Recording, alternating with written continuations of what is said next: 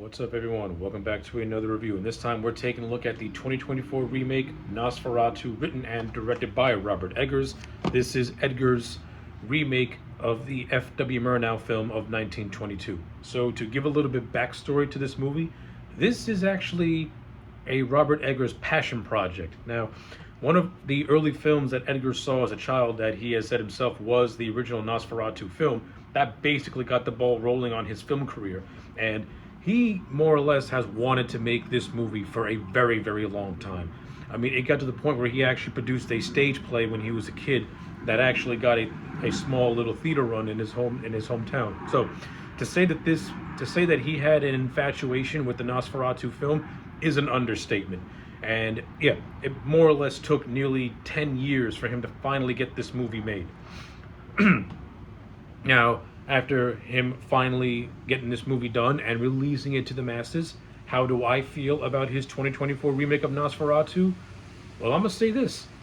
This is a very, very good gothic horror movie that pays loving tribute to what came before it, but also carves a path of its own. So with all that being said, let's talk about Robert Eggers' remake of Nosferatu. Right off the bat, I'm just going to say this. I do not think this is a perfect movie. However, this is a movie that is very well crafted. And as I mentioned, you can tell that Robert Eggers put his heart and soul into this thing. From a visual aesthetic, this movie is hauntingly beautiful to look at. Like, you can tell that Eggers paid a lot of attention to the detail in the 1922 movie, and he tried his best to replicate and homage it as much as possible in this movie. Everything down to the time period. Like, this movie takes place in the 1800s, and you can tell by the wardrobe and the set designs, everything looks top notch. The actors do their best to maintain the dialect that would have been spoken in that time frame as well. Like, Eggers really went out of his way to bring as much legitimacy as he could to the wardrobe, to the sets, to the writing, everything. But the biggest praise I can give this movie is the cinematography, which heightens the visual aesthetics. The fact that Robert Eggers uses natural lighting and doesn't really do a whole lot of modern day film techniques while making this movie really heightens the authenticity of this film just even more for me. The natural lighting in a movie, especially in a movie like this, it works. It creates that creepy, gothic, just, dim lit atmosphere that you would have gotten in the 1800s when electricity wasn't around yet. And it really was the gaslight era where you had candles and gaslight lamps in order to illuminate the rooms or the streets that you would wander in. And Robert Eggers recreated that visual aesthetic with his cinematographer, and they did an exquisite job making this movie feel as authentic to the 1800s as possible. Another visual aspect that I like is the fact that this movie has a washed out color palette, and it works to the film's benefit because it almost gives the movie a black and white feel, which further homages the time period that is paying tribute to. And I like that even more. Like, the movie feels like it's in black and white, and the only time you have any bright lights are when characters are in candlelit rooms. Other than that, it's a washed out color palette. Now, yeah, in terms of certain certain scenes, you can have a hard time trying to make out what you're trying to see, but it's not to the point where you have to squint. Like, once your eyes adjust enough to what's happening, then it becomes quite clear. So I give that a very, very high mark, because the way they're able to use the natural lighting, use the cinematography, have the washed out color palette, it made it work even more to this film's advantage from a visual standpoint. Yeah, like, I can dwell on the production values of Nosferatu just for 10 minutes alone, because it's so rich with atmosphere. It's so rich with visual detail. Like, even the look of Orlok's castle has this very just eerie, gothic, just otherworldly appearance to it. Like, it's beautiful. It oozes gothic charm. And when you're making a movie like Nosferatu, which lives and breathes by gothic aesthetics, you can't ask for anything more.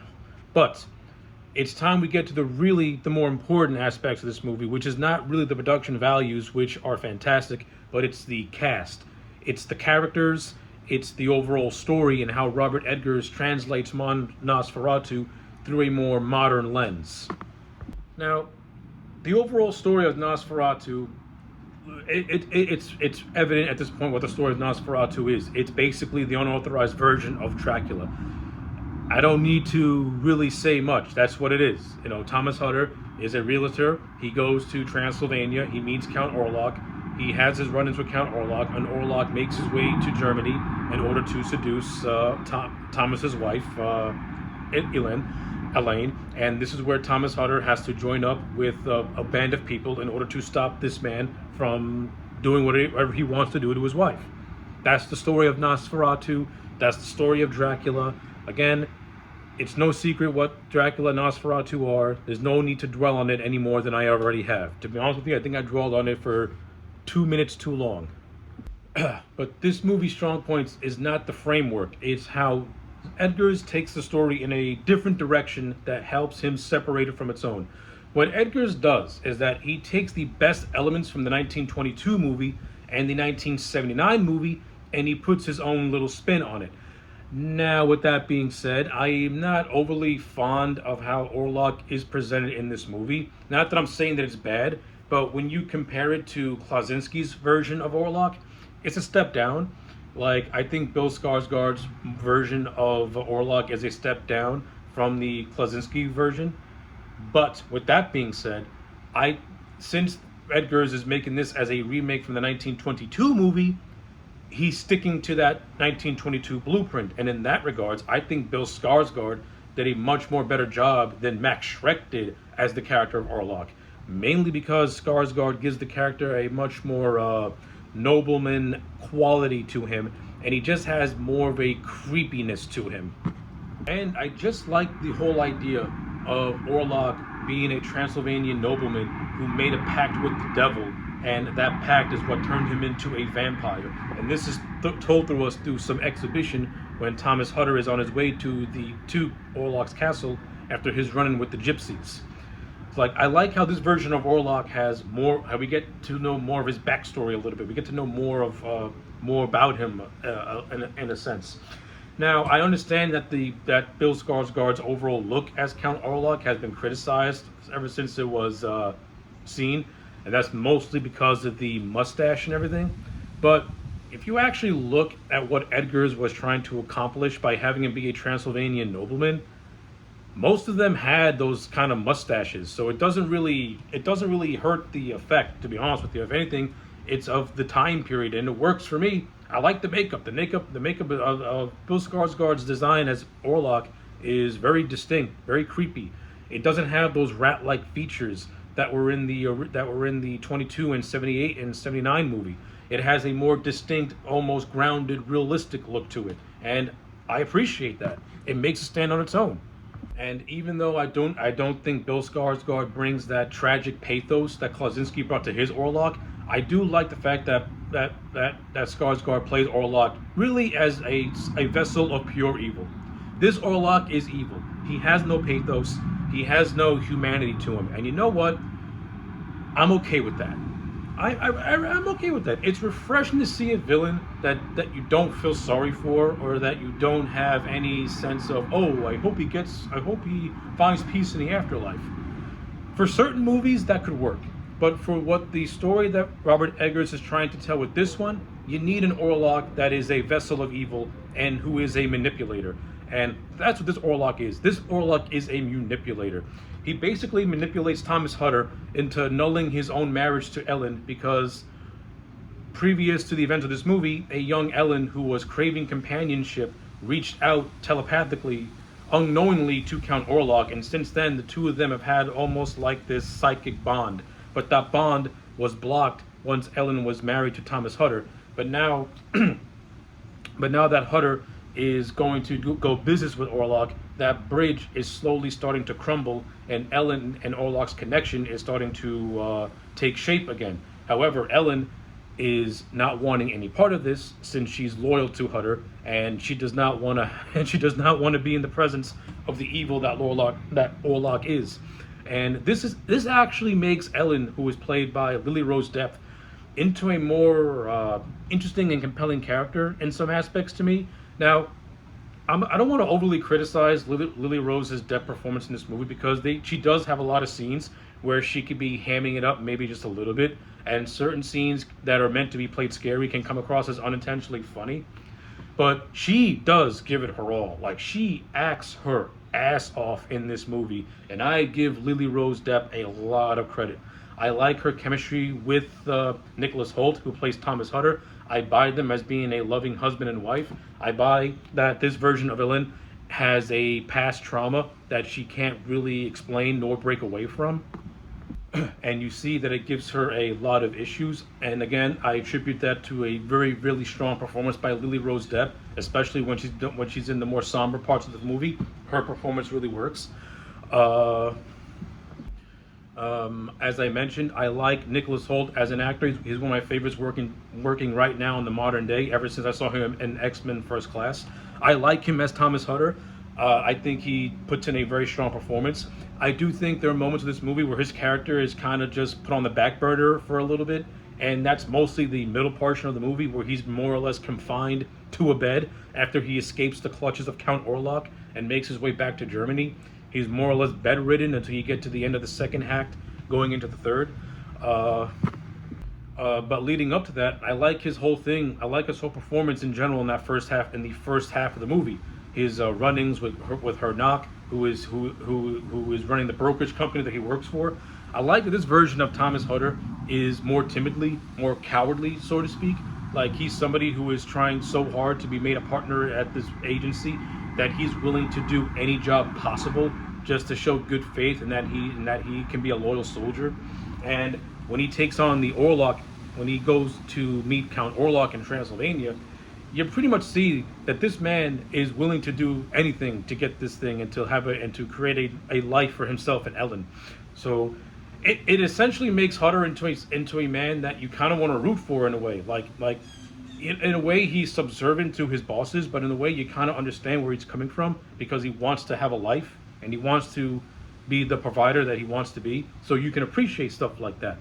I like the scenes of him in Transylvania, especially the stuff with the gypsies. I think those stuff is really well done, very creepy, very, very atmospheric, especially when the gypsies dig up this dead corpse that they believe is to be a vampire, and Hutter witnesses it being stabbed with a wooden stake. Like, that shit was intense a little bit.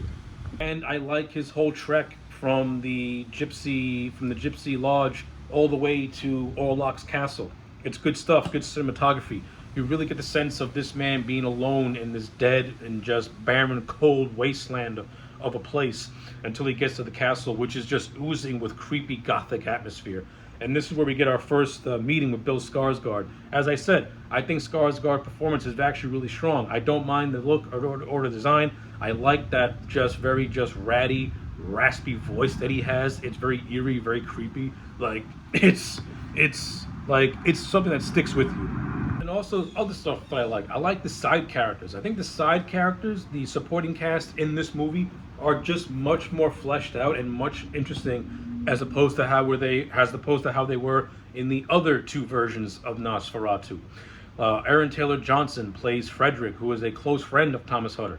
I thought that Aaron Taylor Johnson brought a lot of charisma to the role of Frederick. I like how he is a loving family man. He is the best friend of Thomas, to the point where he loans Thomas had to borrow money from him, and Frederick does not even want to hear a second thought of Thomas trying to pay him back because of it. Like, you can tell that's a loyal man who is not really worried about the money, but he does care about his family. He does care about his friends. I kind of like how he has reservations about Elaine. Like, the film doesn't really spell it out until the end, but you can tell throughout the course that he doesn't hate her, but he's very wary of her and stuff like that. Like he finds her to be an odd specimen of a person. You also have Emma Corrin, who plays Frederick's wife. I thought she was fine in the role as well. Her and Lily Rose Depp have decent scenes with each other as two friends, so I got nothing with that. I like how Frederick has a descent into madness when Orlok kills his whole family, which means he kills his wife with the plague.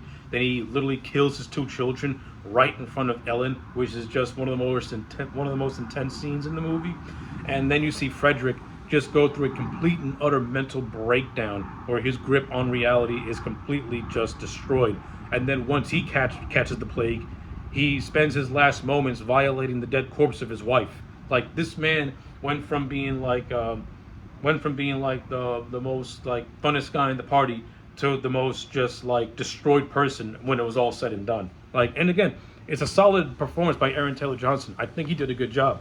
I also like the actor who played Hernock. Unlike most actors who played Hernock, which is the Renfield ripoff, this version of Knock is actually he's still the subservient to Count Orlok, but he's not as overly animated as some of the other performances were. Like in the 1922 movie, that dude was just jumping around like he was a possessed monkey. The other idiot from '78 was like a cackling hyena to the point where he was like one of the most annoying characters in the movie. This version of Knock, he's much more visually intense. Like, this version is much more intense, and this is a great scene where he's talking to Dr. Shevers, who is played by Ralph Ineson, and Shevers is trying to just find out what's wrong with this man, and he's petting this pigeon, and then he just starts snarling at this pigeon and attacks Shevers. Like, this version of Knock is much better. It's more restrained, yet still eerie and creepy and almost a little bit more realistic. This version appears more as like a Satan worshiper almost, and I like it. It works for me. I'm not saying it's more subtle. It just feels more grounded and more just chilling is what I'm trying to get at.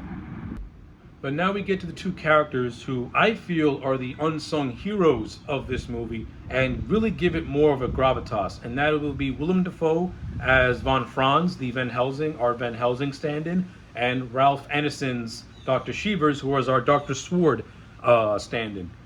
I think Dafoe and Ineson give the two most underrated performances in this movie. I think these guys kill it as the respective characters. I like how they have a history with one another, with Dr. Shevers being a student of Von Franz. I like how Von Franz was more or less made a laughingstock of his profession due to his belief in the occult. But at the same time, I do like that Shevers still has an underlying respect for him.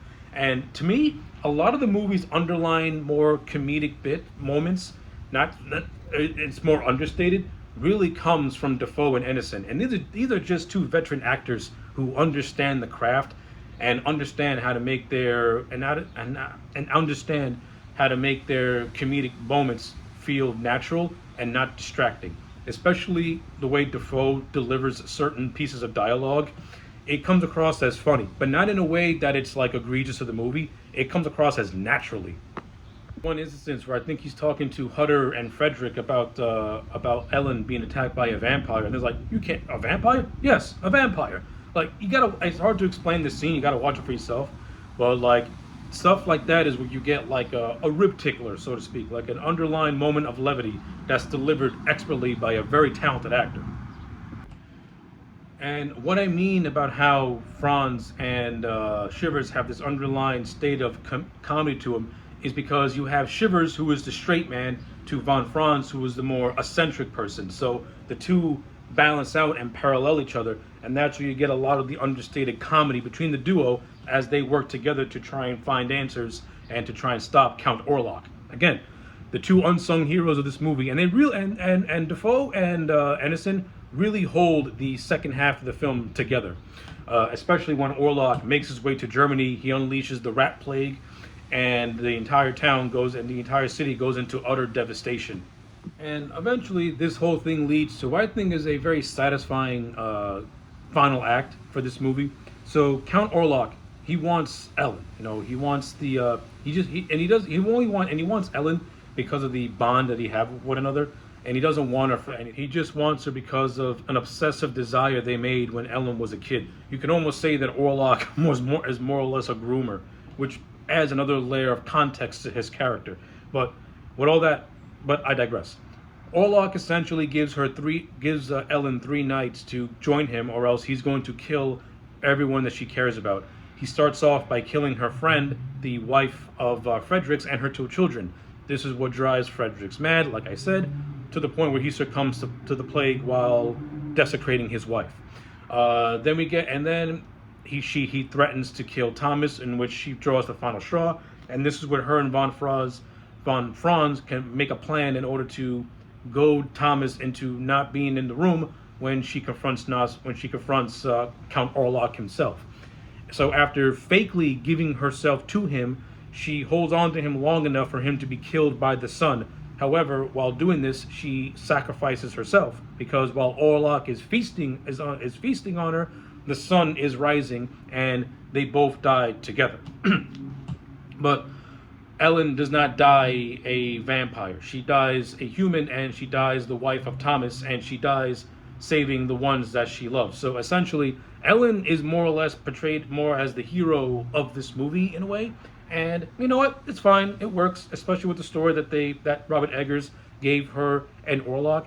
I don't think it's as strong as the 1979 motivation, but for what Eggers is trying to do with this movie and having to pay more of an homage to the 1922 movie, I don't mind it. It's a satisfying conclusion for me. And yeah, that is essentially how Nosferatu ends. Like, the movie has a bittersweet ending. Like, the villain dies in the end, but Thomas also ends up being the one who suffers the most tragedy because he loses his friend and he loses his wife. Like, the man ends up losing everything, and you're wondering at what cost.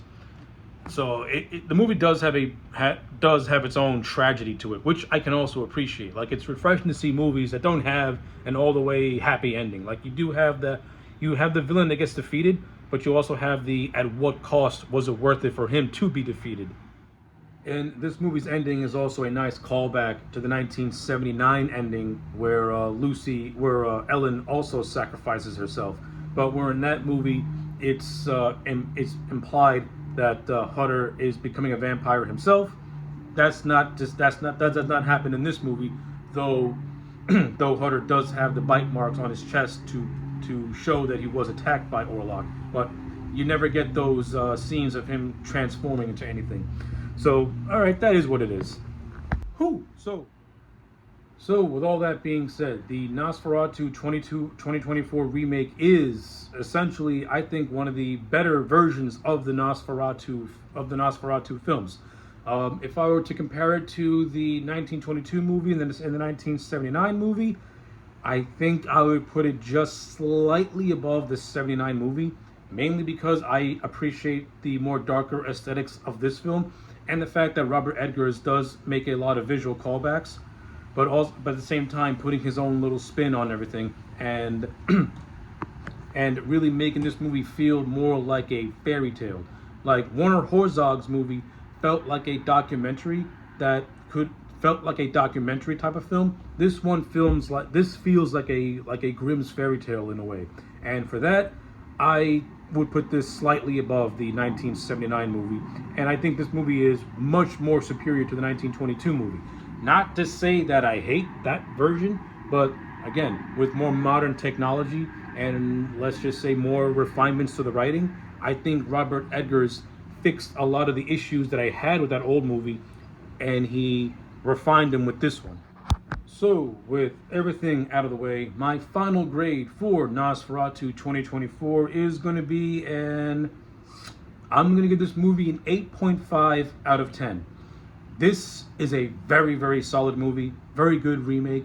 Hell, if you watch this movie as just a standalone without having no history of where Nosferatu came from, but understanding its Dracula roots, it's still a very damn good gothic horror film, and it's one of the better gothic horror films to come out in the more recent memory. And you can tell that this movie was made with passion, that this movie was something that the director truly wanted to do, and it shows in every single frame. Like, Robert Eggers poured his heart and soul into this movie, and that's just extra points alone, because when you watch a movie that is a director's passion project, you can see that just that little extra push in just certain aspects that he wanted to refine and perfect. And for that, I give Eggers in general a hell of a lot of credit. But yeah, those are my thoughts on Nosferatu 2024.